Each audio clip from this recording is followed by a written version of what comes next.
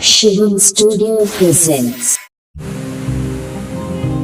जिस बिजली के द्वारा आप इस वक्त ये वीडियो देख रहे हैं, जिससे आपका मोबाइल चार्ज होता है, लैपटॉप चार्ज होता है, वही बिजली सिंप्लीफाइड तरीके से कैसे बनती है ये हम आपको इस वीडियो में बताएंगे।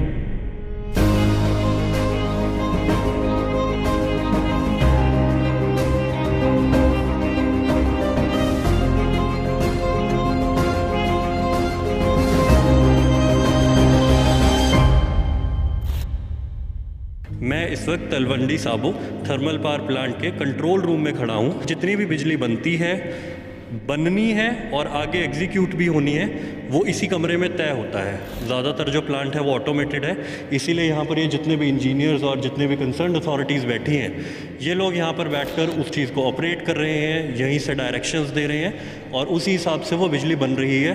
स्टेट तक जा रही है, स्टेट से आगे भी जा रही है।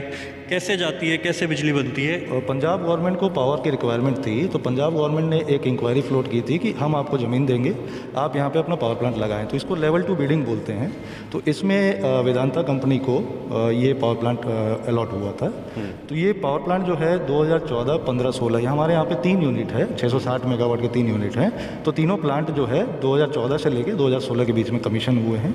और ये प्लांट 1980 मेगावाट पैदा करता है। 1980 मेगावाट का मतलब ये हो गया कि यदि पंजाब का टोटल पावर रिक्वायरमेंट 10,000 मेगावाट है तो करीब 2,000 मेगावाट हम देते हैं। मतलब इस पंजाब का 20% पावर रिक्वायरमेंट हम लोग देते हैं। तो ये हमारा 1 नंबर यूनिट है। 1 नंबर यूनिट का हमें दिख रहा है कि हम कितना पावर बना रहे हैं, क्या फ्रीक्वेंसी पे चल रहा है, और जो मशीन्स हैं, मशीन्स के जो इक्विपमेंट्स हैं उसके पैरामीटर क्या हैं।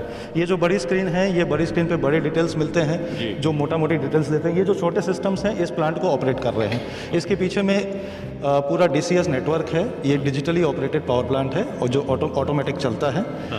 और ये इसका सिस्टम यहाँ से चल रहा है।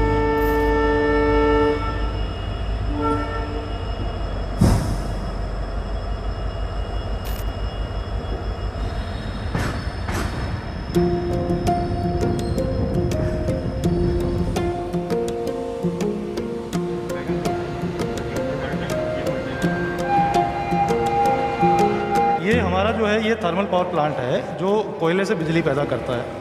हमारा कोयले का टाई अप है महानदी कोल फील्ड्स के साथ में, जो कि कोल इंडिया लिमिटेड का एक आर्म है। हमारी जो साल भर की टोटल कोल की जो खरीदी है वो है 7.7 मिलियन टन्स। इसके हिसाब से आप देखेंगे जो ये गाड़ी देख रहे हैं आप, वैगन, ऐसे हमारे यहाँ पे 8 से 10 गाड़ियाँ रोज़ आती हैं। अच्छा। और ये आगे जाके वैगन टिपलर प्रोसेस है, जहाँ पे एक एक वैगन को पलटी करके कोयले को आगे प्लांट में भेजा जाता है।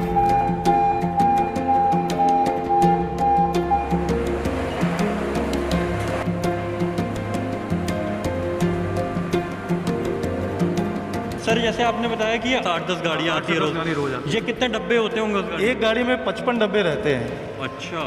एक गाड़ी में 55 वैगन रहते हैं जनरली। आप मोटा मोटी मान के चलिए कि 500 डब्बे, ये जो आपको एक डब्बा अभी फ़िलहाल दिख रहा है, ऐसे 500 डब्बे रोज़ यहाँ पर आते हैं, कोयला लोड होकर आ रहा है, जिससे आगे बिजली जनरेट हो रही है। ये एक प्री वेटिंग प्रोसेस है, जिससे कोयला थोड़ा गीला हो जाए, उड़े नहीं, डस्ट नहीं उड़े, तो डस्ट सप्रेशन का काम करता है। वो कोयला बेल्ट के थ्रू यहाँ जो हमारा कोल स्टॉक यार्ड है यहाँ पे आता है। हमारे 4 यार्ड हैं बगल बगल में। ये हमारा 1 महीने का स्टॉक है, तो ये हम लोग यहाँ पे स्टॉकिंग करते हैं। उसके बाद में जैसे जैसे प्लांट में रिक्वायरमेंट रहता है, यहाँ पे हमारे पास में स्टेकर रिक्लेमर रहते हैं जो इस कोयले को फिर आगे बेल्ट पे डाल के अंदर बॉयलर तक पहुँचाते हैं। अच्छा सर, ये पूरी कन्वेयर बेल्ट लगी हुई है जिसके थ्रू? एग्जैक्टली। अच्छा, तो वहाँ से आता है और ये सारा ऑटोमेटिक ही है, ये बेल्ट के थ्रू? ये पूरा ऑटोमेटिक है, ये कंट्रोल रूम से ऑपरेट होता है। कंट्रोल रूम से ऑपरेट हो रहा है। अच्छा सर, ये अब जैसे इतना सारा कोयला यहाँ पर पड़ा है तो इसकी वजह से तो धूल मिट्टी खूब रहती होगी? ये कोयला जो है ये डस्ट सेपरेशन के थ्रू आता है। अच्छा, और इसके ऊपर डस्ट सेपरेशन लगता रहता है। ये डस्ट सेपरेशन के लिए लगे हुए हैं इस पे। अच्छा। ये आप जो वाटर मॉनिटर्स देख रहे हैं, ये डस्ट सेपरेशन के लिए लगे हुए हैं।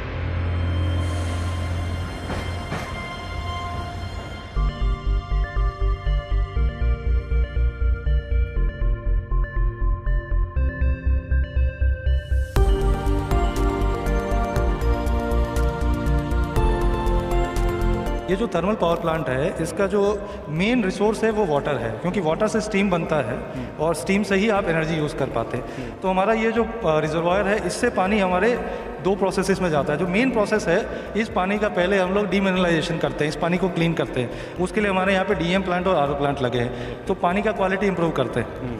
ये पानी फिर हमारे बॉयलर्स में जाता है, जहाँ पे कोल आता है एज अ फ्यूल। कोल जलने के बाद जो एनर्जी पैदा होती है वो इस पानी को स्टीम में कन्वर्ट करती है। और स्टीम जो है, क्योंकि स्टीम एक फ्लूइड है, वाटर की कंपैरिजन में एक गैसियस फ्लूइड है, तो उसमें एनर्जी स्टोर बहुत ज़्यादा होती है, बहुत ज़्यादा एनर्जी रहती है और प्रेशर भी बहुत रहता है। ये स्टीम फाइनली टरबाइन में जाता है। जैसे अपने पानी के टरबाइन होते हैं वैसे ये स्टीम के टरबाइन होते हैं। स्टीम के टरबाइन में बहुत सारे ब्लेड्स होते हैं। ये स्टीम उन ब्लेड्स पे हिट करके इस टरबाइन को घुमाता है। ये टरबाइन जब अपनी आरपीएम ले लेता है, स्पीड ले लेता है, तो ये जो टरबाइन की जो एनर्जी है वो एक जनरेटर से कनेक्टेड रहती है। जैसे अपने पास डायनामो होते हैं या छोटे, तो वैसे एक बड़ा जनरेटर रहता है। वो जनरेटर, उसके अंदर मैग्नेटिक फील्ड जब कटता है इस टरबाइन की वजह से, तो इलेक्ट्रिसिटी प्रोड्यूस होती है। वो इलेक्ट्रिसिटी जो है वो कम वोल्टेज पर प्रोड्यूस होती है।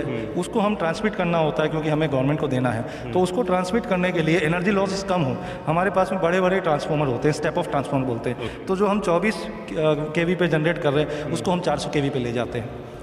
ज़्यादा केवी जनरेट करने से एनर्जी ट्रांसमिशन लॉसेस कम होती है। उसके बाद में हमारे यहाँ से 4 लाइनें जाती हैं एनर्जी की, जो हमारा स्विच यार्ड के थ्रू जो लंबी तारें जा रही है, ये हमारे ट्रांसमिशन टावर्स है। इससे ये हम अलग अलग एरियाज़ पे, सब स्टेशंस पे इस बिजली को देते हैं।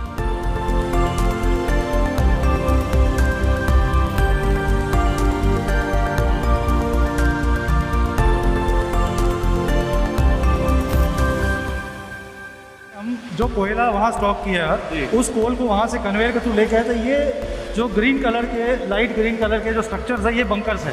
अच्छा। जिसमें कोल स्टोर करते हैं। 8 से 10 घंटे का स्टॉक करने का कैपेसिटी है। उसके बाद में ये हमारे कोल फीडर से होते हैं, मिल्स में जाती है, जहाँ कोल को पाउडर बनाया जाता है। अच्छा। ये कोयला फिर इस रेड वाले क्लासीफायर में आके, ये पाइप्स की वजह से ये बॉयलर्स में जाती है। डायरेक्ट कोयले को नहीं जलाया जाता, पाउडर की फॉर्म में कोयले को जलाया जाता है। पाउडर फॉर्म में जलाने से कोयले का सरफेस एरिया बढ़ जाता है। हाँ। तो कंप्लीट कंबशन होता है, इनकम्प्लीट कंबशन नहीं होता। ये फायदा ये हमारे बॉयलर्स हैं। अच्छा। ये बॉयलर हमारे 80 मीटर टॉल बॉयलर्स हैं, जहाँ पे हमारा वाटर जाता है और कोल के साथ कंबशन होने की वजह से वाटर ट्यूब में जाके स्टीम में कन्वर्ट होता है।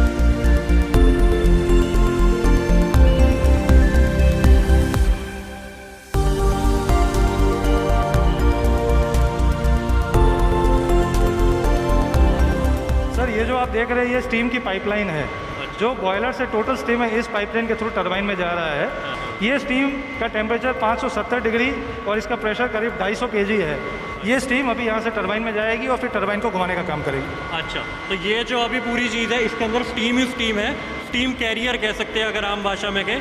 स्टीम यहाँ से जा रही है और इसके अंदर हीट रहती होगी खूब सारी। इसके अंदर 570 डिग्री 570 डिग्री सेंटीग्रेड। लेकिन हाथ लगाने पर लग रहा है ये 45-50 या इससे ज़्यादा तो शायद नहीं लग रहा। इसके ऊपर इंसुलेशन का लेयर इसलिए दिया जाता है कि आपका टेम्परेचर का और एफिशिएंसी का लॉस ना हो, आपका टेम्परेचर मेंटेन रहे। टरबाइन तक जाते हुए ठंडा हो गया तो इसकी एनर्जी कम हो जाएगी।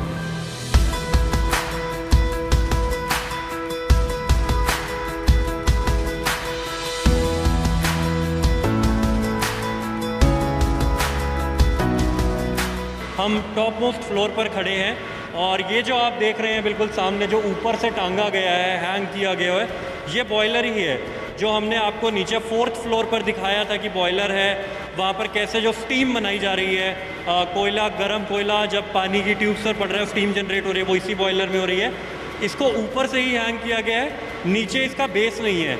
ऐसा क्यों है, हम यहाँ पर सर से जानते हैं। ये बॉयलर जो है इसमें स्टीम कन्वर्ट होता है, पानी से स्टीम बनता है, काफ़ी हीट इसमें प्रोड्यूस होती है। तो ये बॉयलर ऊपर से इसलिए लटकाया जाता है कि जब बॉयलर में हीट कन्वर्जन होता है या हीट पैदा होता है तो ये बॉयलर एक्सपांड करता है। ये बॉयलर की जितनी हम दीवारें देख रहे हैं, चारों दीवार बेसिकली वाटर वाल है, जिसके अंदर में ट्यूब्स है। वो ट्यूब्स में से स्टीम जा रहा है। तो ये बॉयलर का एक्सपांशन ऊपर से नीचे की तरफ होता है, इसलिए इस बॉयलर को लटकाया जाता है, इसलिए इसकी हाइट भी ज़्यादा होती है। अच्छा, तो हम मोटा मोटी ये मान लें कि जो दीवार हमें दिख रही है ट्यूब्स की ही दीवार है। ये ट्यूब्स की दीवार है जिसके अंदर में स्टीम जा रहा है। अच्छा, तो यहाँ पर वो पूरा प्रोसेस जो है, इसके बाद क्या होता है सर यहाँ पर जब वो पूरी स्टीम जनरेट हो गई है, स्टीम जनरेट होने से वो किस तरफ को जा रही है? वो हम नीचे एक पाइप तो देख ली, लेकिन वो जो घूमने वाली मशीन है वो कहाँ लगी हुई है? एक्चुअली बॉयलर में स्टीम बनने के बाद में अंदर में एक सुपर हीटर कॉइल होती है जिसमें उसका टेम्परेचर बढ़ाया जाता है। अच्छा। उसका टेम्परेचर 570 डिग्री ले जाया जाता है। उसके बाद पाइप के थ्रू ये स्टीम को ट्रांसपोर्ट किया जाता है टरबाइन में। हम नीचे जाएंगे और टरबाइन फ्लोर पे जाके टरबाइन देखेंगे। जिस टरबाइन में ये टरबाइन को घुमाता है और फिर जनरेटर में इलेक्ट्रिक इम्पल्स से एक करंट पैदा करता है। मेरी एक और रुचि इस चीज़ में है कि हम ये जो सामने देख रहे हैं, कोई भी प्लांट देखते हैं, ये ज़रूर उसकी पहचान होती है, बिजली बन रही है वहाँ पर तो ज़रूरी होता है। मुझे इसके बारे में थोड़ा बताइए, ये क्या है? इसको नेचुरल ड्राफ्ट कूलिंग टावर बोलते हैं। इसका बेसिक पर्पस क्या है, जो स्टीम हमने अभी टरबाइन में दे दी, टरबाइन को घुमाने के बाद जो स्टीम बच गई, उस स्टीम को एक कंडेंसर में डाला जाता है ताकि उस पानी को रीयूज़ कर सके बॉयलर में। अच्छा। तो उसको जब कंडेंसर में डालते हैं, उसको ठंडा करने के लिए हमें पानी चाहिए होता है। वो पानी हम जो पीछे रिजर्वायर देख रहे हैं, रिजर्वायर से लिया जाता है। वो पानी जब स्टीम को ठंडा कर देता है तो पानी में हीट रह जाती है। वो पानी वापस इस कूलिंग टावर में जाता है। कूलिंग टावर में पानी ऊपर से फॉल करता है, उसका सरफेस एरिया बढ़ा दिया जाता है। अंदर में पीवीसी की फिल्स रहती है जिसके थ्रू उसका सरफेस एरिया बढ़ा देते हैं। तो वो पानी जब ऊपर से क्रॉस करता है तो नीचे से एयर पास करती है। वो एयर इस पानी को ठंडा करके थोड़ा एवापोरेट करते हुए पानी को ले जाके टॉप से निकलती है। तो कूलिंग टावर का मेन फंडा ये है कि पानी को ठंडा करे ताकि मैक्सिमम जो हमारा स्टीम है उसको ठंडा करके रीयूज़ कर सके बॉयलर।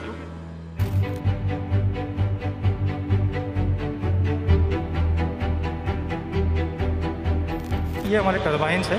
हमारे पास में 4 टरबाइन है, एक HP, एक IP high pressure, intermediate pressure और लो प्रेशर के 2 टरबाइन हैं। ये टरबाइन सारे टरबाइन मिल के राइट साइड में हमारा जनरेटर है, जनरेटर को घुमाती है। तो इलेक्ट्रिसिटी इस तरह से जनरेटर में जनरेट होती है। फिर यहाँ से हम उसे ट्रांसफार्मर से स्टेप अप करते हैं। स्टेप अप करने का मतलब है उसका वोल्टेज बढ़ाते हैं। उसके बाद में हम उसको स्विच यार्ड भेजते हैं, स्विच यार्ड से भी ट्रांसफर करते हैं। इसके बाद जो बिजली है वो डायरेक्ट बाहर जा रही है? इसके बाद जो बिजली है डायरेक्टली हमारे ट्रांसफार्मर से होके स्विच यार्ड में जाती है।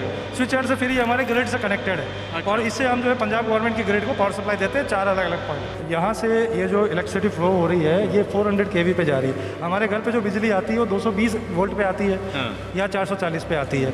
3 फेज 440 पे आती है और सिंगल फेज 220 पे आती है। ये 400 kV पे ये बिजली जाती है यहाँ से।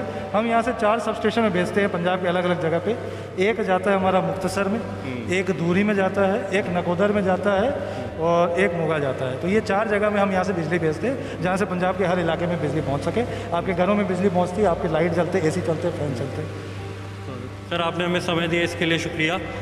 हम उम्मीद करेंगे कि हमारे दर्शकों को भी समझ आ जाएगा कि जो शायद इतना आसान लगता है कि बटन दबाया और वहाँ पंखा जल जाता है और कई बार वो बटन दबा बिजली नहीं आती है, वैसे बिजली नहीं आई और फिर उसके लिए हम अपने इलाके के JE FDO किसी को भी फ़ोन करते हैं तो वो बिजली आने का जो प्रोसेस है वो जो FDO भी शायद कहीं से अरेंज करते होंगे पीछे, वो यहाँ से बनकर आ रही है। ये पूरा प्रोसेस है, तब आपको मतलब टेक्नोलॉजी ने इतनी तरक्की करी। अच्छी बात है कि बटन दबता है और हमारे सब काम होने लग जाते हैं। उम्मीद है आपको ये वीडियो पसंद आई होगी। दी ललन टॉप आगे भी ऐसे ही प्रयोग करता रहेगा जहाँ चीज़ों को सिंप्लीफाई करके और उधर ही जहाँ पर वो चीज़ें बन रही है वहाँ पर आपको जाकर दिखाता रहे कि वह कैसे बन रही है। मेरा नाम रजत है और कैमरे के पीछे रूहानी है। इस वक्त हम Talwandi Sabo thermal power plant में हैं। शुक्रिया।